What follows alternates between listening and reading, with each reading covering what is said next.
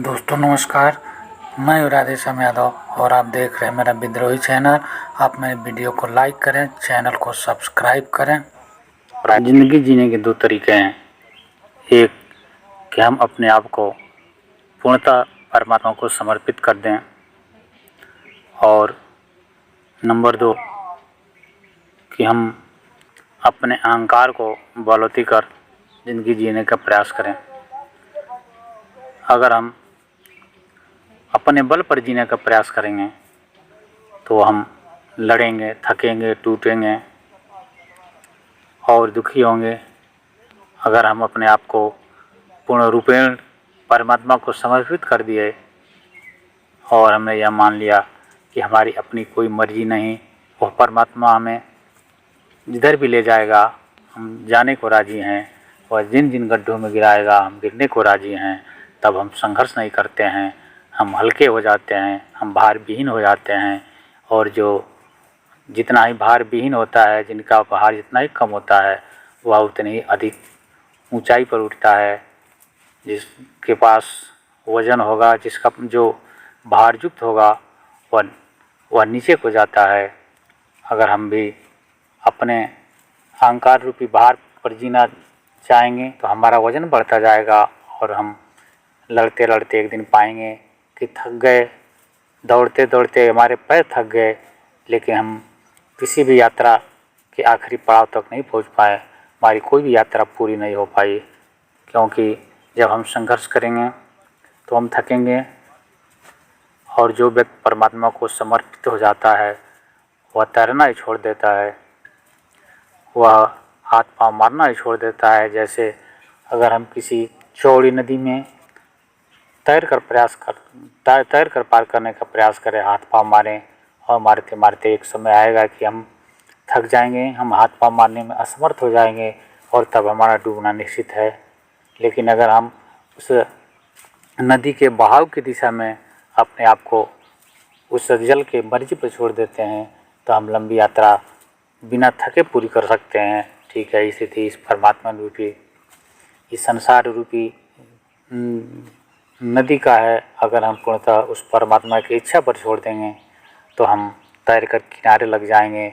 लेकिन अगर हम हाथ पांव मारने का प्रयास करेंगे, उसका परमात्मा के विरुद्ध जाने का प्रयास करेंगे तो हम थकेंगे, टूटेंगे, क्योंकि हमारी सामर्थ्य उस परमात्मा के सामने कुछ भी नहीं है। हम तो तिनके के समान भी नहीं हैं और परमात्मा तो विराट है। इसलिए यह हमारे ऊपर निर्भर करता है कि हम किस तरह की ज़िंदगी जीना चाहते हैं। अगर हमने अपने आप को उस परमात्मा के मर्जी पर छोड़ दिया तो हम पाएंगे कि हम परमात्मा के साथ असीम हो गए। जैसे अगर कोई पानी का एक बूंद समुद्र में अपने आप को विलीन कर दे तो वह अथाह सागर हो जाता है। लेकिन अगर वह अपने अहंकार बस अपने अस्तित्व को बनाए रखना चाहता है तो उसे एक बूंद ही बन के रहना पड़ेगा, और तब जब सूरज की गर्मी पड़ेगी तो वह वाष्प बन के उड़ जाएगा। फिर उसका पता लगाना मुश्किल है कि वह कहाँ पर है। लेकिन अगर वह अपने आप को उस सागर के लिए समर्पित कर दे तो वह सागर में मिल करके अथाह सागर हो जाता है। ठीक उसी प्रकार अगर हम अपने अहंकार को छोड़कर, अपने अस्तित्व को छोड़कर हम अगर परमात्मा के ऊपर छोड़ देते हैं तो हम भी उस असीम परमात्मा के साथ असीम हो जाते हैं, इस विराट के साथ विराटता का अनुभव करते हैं।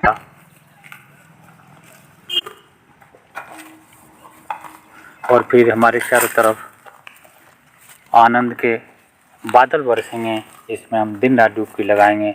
फिर हमारा किसी भी चीज़ से विरोध नहीं रहेगा, फिर चाहे वह दुख हो या सुख हो, रात हो या दिन हो, हर चीज़ में हमें परमात्मा के दर्शन होंगे।